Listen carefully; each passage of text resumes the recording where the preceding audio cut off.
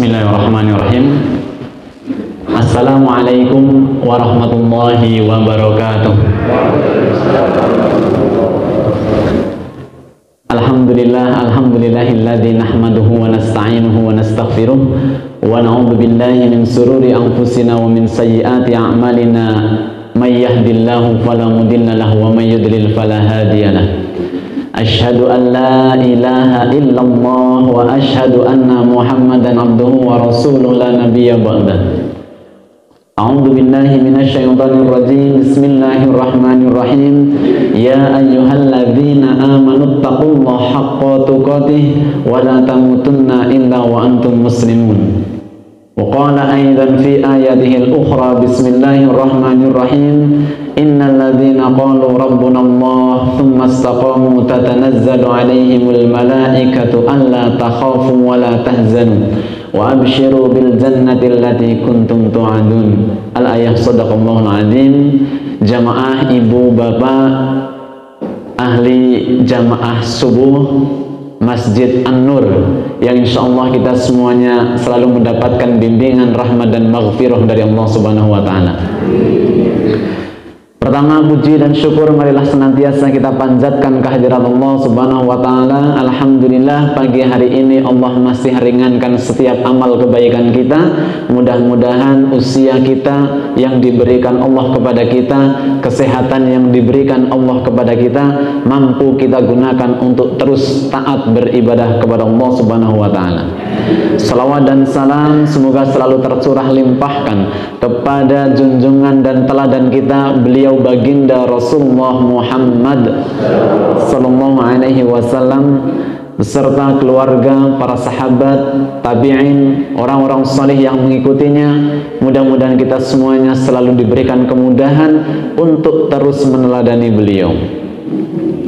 Ibu bapak jamaah semuanya, pada pagi hari ini kita akan melanjutkan pada pertemuan bersama saya. Di pertama dulu kita beri tema tentang bagaimana kabar keimanan kita. Maka pada hari ini bunyi temanya berbeda, tapi kajian yang akan kita nanti bahas akan saling terkait. Temanya adalah My Istiqomah, My Adventure. Istiqomah bukan perkara yang mudah jamaah semuanya. Ibu bapak jamaah semuanya, pernahkah kita membayangkan seperti apa nanti kondisi kita ketika sakaratul maut? Kita tidak bisa membayangkan dan kita tidak bisa menebak di tempat seperti apa, di kondisi seperti apa ketika kita nanti akan berpamitan dan kita akan menghadap kepada Allah Subhanahu wa taala. Hampir setiap muslim termasuk kita semuanya mendambakan kalimat la ilaha illallah itu mampu kita lisankan, kita ucapkan dengan lancar ketika kita menghadapi syakaratul maut.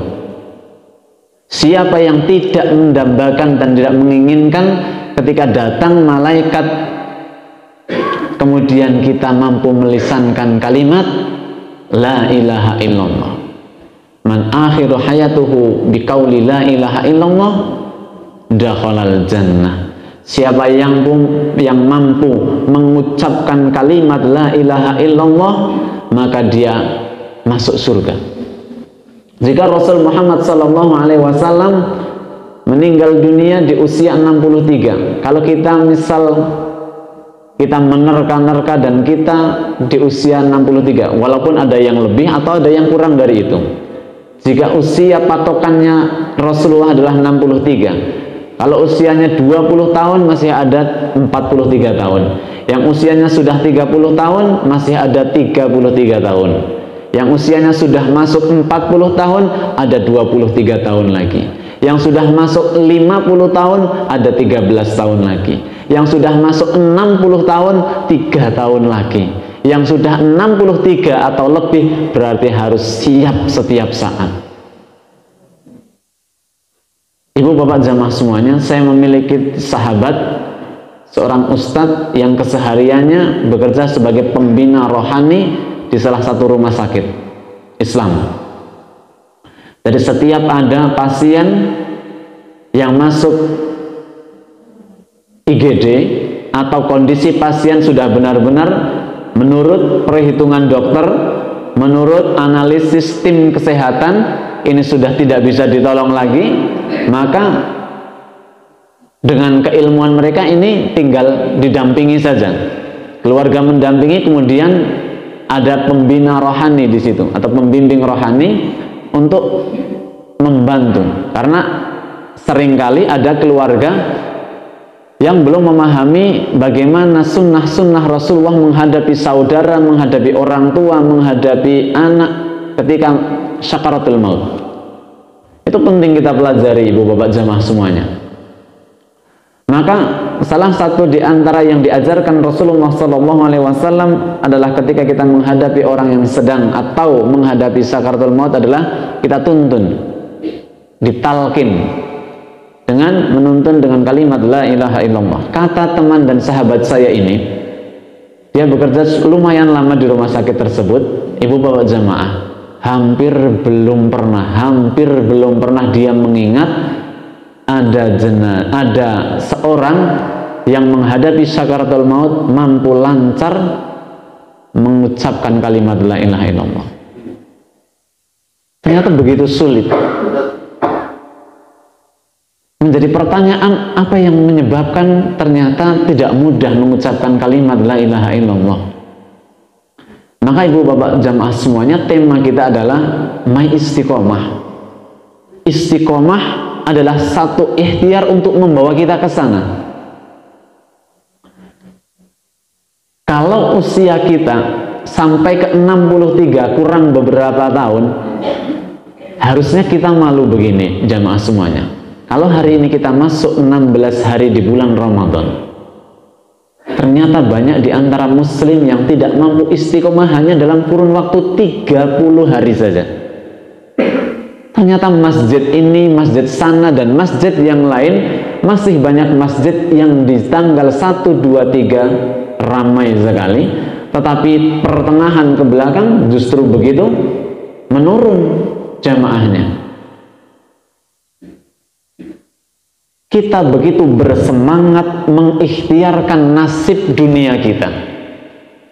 Sebagian manusia termasuk muslim begitu luar biasa menyiapkan nasib anak keturunan keluarganya.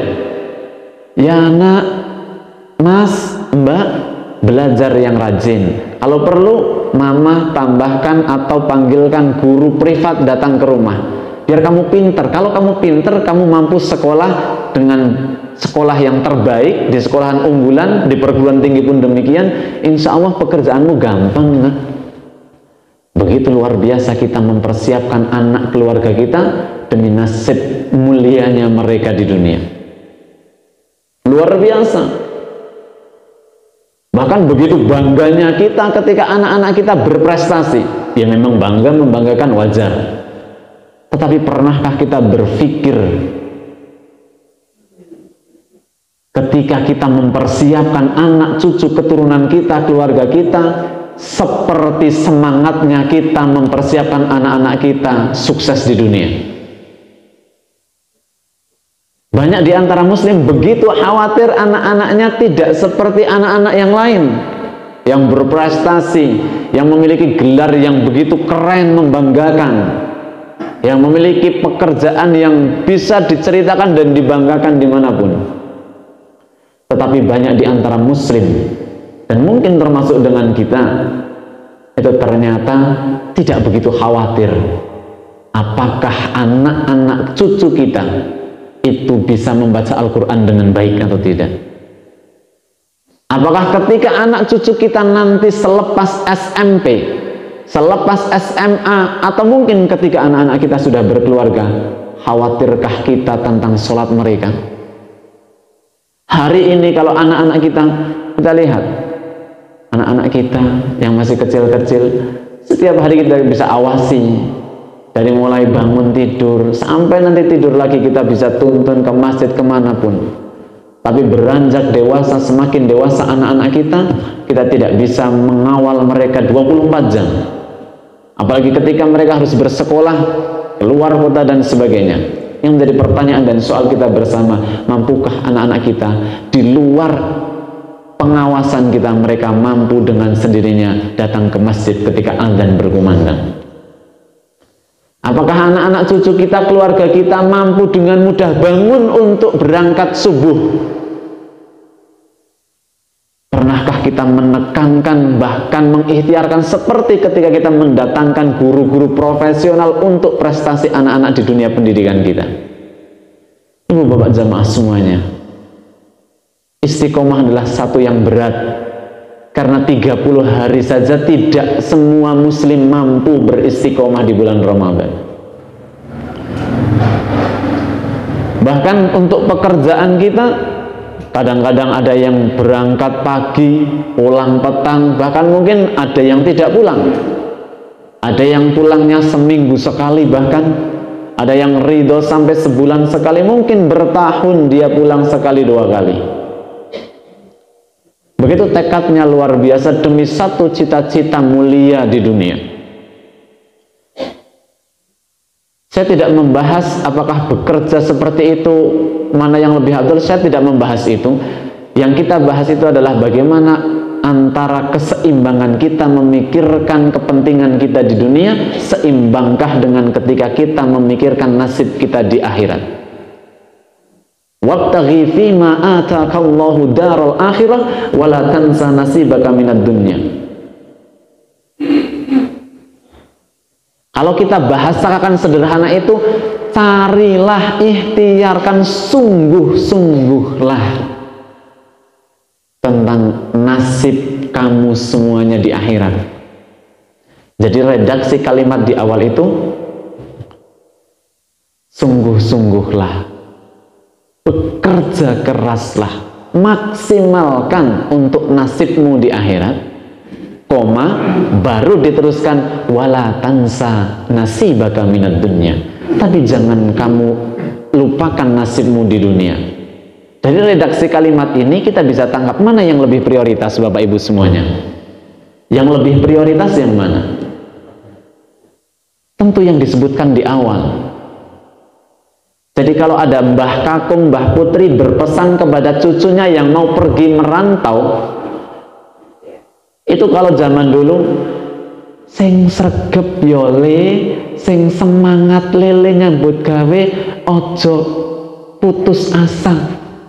Baru terakhir, aja lali solate yo, ojo ditinggal solate. Mulai hari ini kita balik kepada anak-anak kita. Wahai nak, demi Allah ibu, demi Allah ayahmu mengharapkan kamu setiap azan berkumandang kamu ada di masjid. Demi Allah nak, ayah dan bunda lebih ridho, lebih bangga dan lebih senang ketika kamu mampu subuhnya di masjid. Tapi jangan lupa nak, bekerjalah yang semangat, bekerjalah yang jujur, gapailah ridho Allah. Kita ikuti apa yang ada di Al-Quran. Jadi anak akan terbentuk dalam otaknya, dalam kepribadiannya, yang dikejar pertama adalah ridhonya Allah dan Rasulullah dan ridhonya orang tua. Baru kemudian mereka tidak melupakan nasibnya di dunia. Ibu bapak jamaah semuanya, kita belajar dari banyak sahabat yang bisa kita pelajari tentang bagaimana beristiqomah. Ada Bilal bin Rabah yang luar biasa. Ada Sa'ad bin Abi Waqqas. Mungkin saya mengulang sedikit. Sa'ad bin Abi Waqqas salah satu paman Rasulullah Muhammad Sallallahu Alaihi Wasallam. Sahabat Sa'ad ini begitu banyak keutamaannya. Salah satunya dia punya 2 jurus andalan. Yang pertama, doanya itu tidak pernah ditolak. Yang kedua, kalau dia sudah membawa busur panah, dia tarik anak panahnya ketika di medan perang, belum pernah anak panahnya dia lepas kecuali pasti tetap tepat di sasaran musuhnya. Suatu hari Sa'ad bin Abi Waqqas, ketika kita akan belajar dari istiqomahnya para sahabat, ketika Sa'ad bin Abi Waqqas anak muda mengikuti ajaran Nabi, ibundanya ini sayang banget sama Sa'ad bin Abi Waqqas, sayang banget, dimanja saat ini. ketika mendengar Sa'ad memeluk Islam dan mengikuti Rasulullah Muhammad Sallallahu Alaihi Wasallam, Sa'ad ini ternyata ibunya nggak ridho. Oh, ini kok Sa'ad kok melu-melu Nabi ini. Akhirnya dikatakan, kamu kembali tinggalkan Islam. Maka Sa'ad mengatakan, tidak, saya akan tetap berislam. Akhirnya Sa'ad juga begitu sayang sama ibunya, begitu saling menyayangi antara anak dan ibundanya. Akhirnya ibundanya memilih cara demi anaknya keluar dari Islam.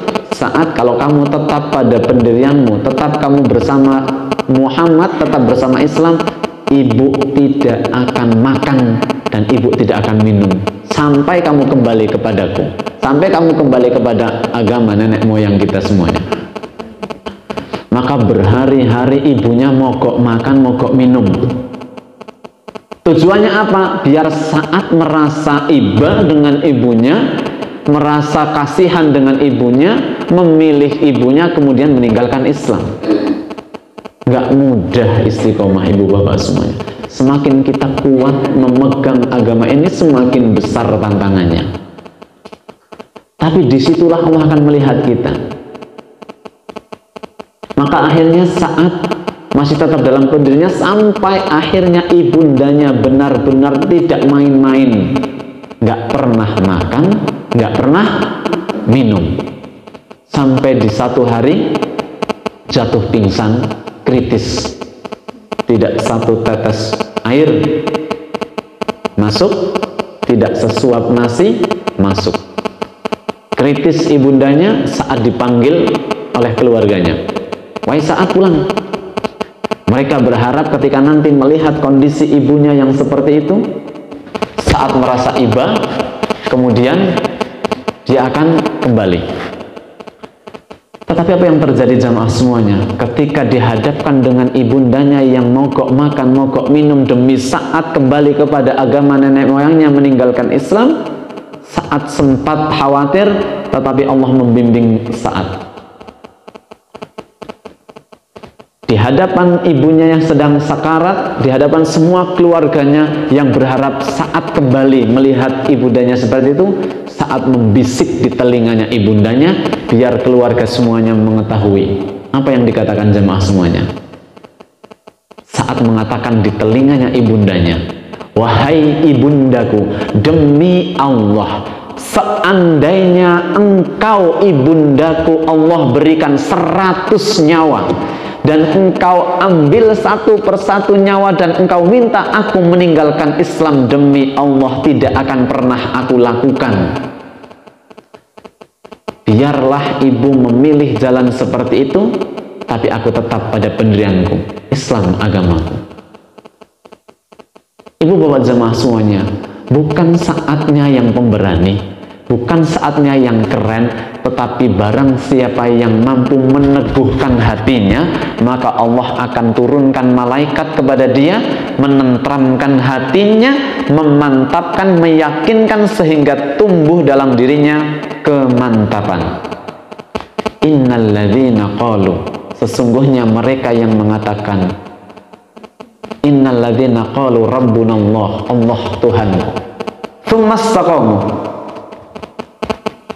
mereka beristiqomah, teguh pendirian, tidak khawatir rezeki besok saya akan mendapatkan apa, selama taat saya kepada Allah, selama Rasul dan Allah menjadi tujuan, maka tidak mungkin Allah akan meninggalkan kita. Begitu yakin, maka Allah bisikkan kepada kita, tenangkan hati kita, kita tidak khawatir. Apakah anak-anak kita besok mampu makan atau tidak, hidup mewah atau tidak, kita tidak khawatir. Selama Allah menjadi pelindung kita, Rasulullah panutan kita, maka tidak mungkin siapapun akan diterlantarkan oleh Allah Subhanahu wa Ta'ala. Maka ibu bapak jamaah semuanya, Ramadan mengajarkan kita tentang arti istiqomah. Hari pertama, kedua, ketiga, begitu kita ramai dan bersemangat ke masjid, tetapi di hari-hari menjelang akhir ketika kita tidak, harus introspeksi diri. Pun ketika nanti Ramadan berakhir, kalau masjid ini tak seramai Ramadan, kalau suasana ibadah kita tak setekun Ramadan, kalau infak kebaikan kita tidak sekeren di bulan Ramadan, maka artinya kita tidak istiqomah. Dan jangan berharap akhir hayat kita nanti mudah mengucapkan kalimat la ilaha illallah.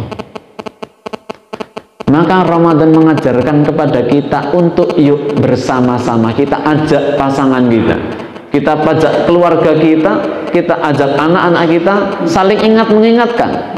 Yuk ke masjid bersama. Sesibuk dan seramai apapun dagangan kita, ketika datang panggilan Allah, kita tinggalkan dulu sementara. Karena yang melancarkan Allah, ketika Allah panggil, kita harus menomorsatukan. Ketika Allah kita nomor satukan, maka tidak mungkin Allah akan menduakan kita. Ketika kita mampu beristiqomah, maka Allah akan memberikan segalanya kepada kita. Ketika kita taat kepada Allah dan Rasulnya, yuhibbukumullah wa yaghfir lakum dzunubakum. Allah cinta kita, Allah ampuni kita. Jemaah semuanya, itulah petualangan beristiqomah tidak mudah, tetapi harus kita ikhtiarkan agar kita mampu dan kuat beristiqomah. Terus kita lihat tujuan akhir kita.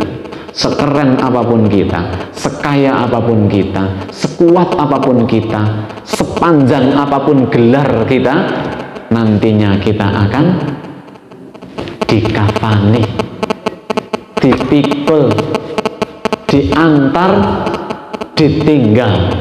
Pertanyaannya, ketika kita meninggalkan harta, ketika kita meninggalkan keluarga, anak cucu kita, itu dengan kerelaannya mampu tidak mendoakan kita, mampu tidak beristighfar atas nama kita sebagai orang tua.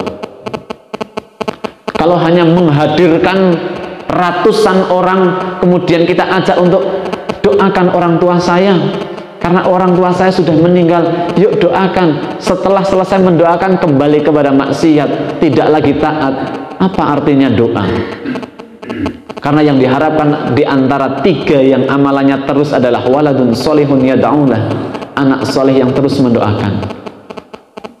Maka ketika nanti kita sudah tidur di kuburan, kita berharap kiriman amal dari seorang anak yang berdoa, ya Rabb, ayah dan bundaku sudah meninggalkanku. Ya Rabb, demi Allah, aku bersaksi bahwa aku bisa beribadah seperti ini karena bimbingan bapak dan ibuku. Demi Allah, saya mampu baca Al-Quran karena kerasnya orang tuaku membimbingku. Maka ya Rabb, ampuni orang tua. Ya Rabb, aku beristighfar atas nama orang tuaku. Maka di hari itu, di gelapnya kuburan kita, datang istighfar anak-anak kita, datang doa anak-anak kita. Jadi ada riwayat seorang yang sudah dikuburkan, amalannya biasa, tetapi kemudian datang laki-laki tampan, bercahaya. Dia bertanya, siapa engkau? Bertanya kepada malaikat, siapa ini? Malaikat menjawab, istighfar anakmu untukmu. Anakmu di dunia taat, istiqomah dalam kebaikan, dalam beribadah, dan mereka tidak hentinya mendoakan orang tua. Ketika anak kita sukses dalam doanya, ya Allah, kesuksesanku ini karena doa orang tuaku. Ya Rabb, ampuni orang tuaku yang 20 tahun sudah meninggalkanku. Ya Rabb, ampuni dia, tempatkan dia di tempat yang engkau ridhoi. Tidak ada harapan yang paling membahagiakan kecuali ketika kita meninggalkan generasi-generasi yang solih, anak-anak yang taat beribadah, yang baca Al-Qur'annya baik, yang akhlaknya baik, yang dengan saudaranya tidak pernah ada benci dan dendam. Itulah harapan terbaik dan harapan yang menjadi harapan paling yang kita harapkan. Maka mudah-mudahan Ramadan kali ini, ibu bapak jamaah semuanya, kita punya keluarga, kita punya pasangan, kita punya anak, kita punya cucu, mudah-mudahan mereka selalu mendapatkan bimbingan Allah Subhanahu wa Ta'ala. Dimanapun berada anak-anak cucu-cucu kita, mudah-mudahan tetap istiqomah dalam ketaatan beribadah kepada Allah. Mudah-mudahan ketika nanti kita tidak ada, kita sudah meninggalkan anak cucu kita, mudah-mudahan mereka tetap istiqomah dalam Islam, istiqomah dalam masjid, istiqomah berinteraksi dengan Al-Quran, dan mudah-mudahan istiqomah dalam akhlak yang baik. Itu saja jamaah semuanya. Ramadan kali ini mengajarkan pentingnya kita beristiqomah, dan mudah-mudahan Allah bimbing kita semuanya. Ihdinas siratal mustaqim, siratal ladzina an'amta 'alaihim ghairil maghdubi 'alaihim waladdallin. Jemaah, mohon maaf atas segala kata yang mungkin tidak berkenan, tetapi yang menjadi keyakinan bagi kita semuanya bahwa usia kita tidak lama lagi. Usia kita tinggal menghitung hari, dan kita akan menghadapi hari yang begitu panjang. Maka yuk kita persiapkan diri, kita persiapkan anak-anak kita. Mulai berbanggalah dengan anak-anak yang taat kepada Allah, melebihi bangganya ketika mereka mendapat piala juara 1 tingkat provinsi. Kita lebih bangga ketika anak-anak dengan sendirinya ke masjid tanpa kita paksa. Indik ke masjid, ambil air wudhu, baca Al-Quran. Kita harus berbangga dan lebih bangga ketika anak kita dapat juara 1 olimpiade tingkat nasional. Itu mudah-mudahan sekali lagi cita-cita kita semuanya Allah ridhai dan Allah kabulkan. Mari kita akhiri kuliah subuh pada pagi hari ini dengan bersama membaca doa kifaratul majlis. Subhanakallahumma wa bihamdika asyhadu an la ilaha illa anta astaghfiruka wa atubu ilaik. Walhamdulillahi rabbil alamin. Astaghfirullahaladzim, nasrun minallah wa fathun qarib. Mohon maaf atas segala kesalahan. Kami akhiri nun wal qalami wa ma yasturun fastabiqul khairat. Assalamualaikum warahmatullahi wabarakatuh.